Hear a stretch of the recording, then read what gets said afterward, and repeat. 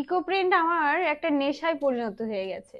আমি ইকো প্রিন্টের ভিডিও দেখলেই থমকে যাই আর দেখি যে এটা আসলে কিভাবে করছে।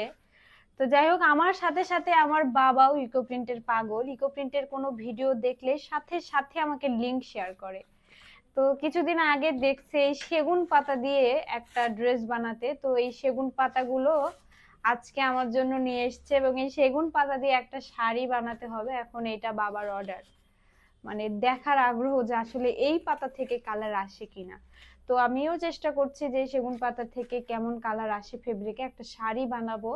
তবে আমি এই বড় বড় পাতাগুলো ঠিক এইভাবে ইউজ করব না, পাতাগুলোকে আমি চেষ্টা করছি যে কি শেপে আসলে ডিজাইন করা যায়। একটা লাভ কাটিং করলাম, দেখা যাক এইটা দিয়ে শাড়ি বানাতে পারি কিনা। আরো চেষ্টা করছি অন্যান্য শেপ আনার। দেখতে থাকেন আমি এই সেগুন পাতা থেকে কিভাবে ফেব্রিকে কালার আনি।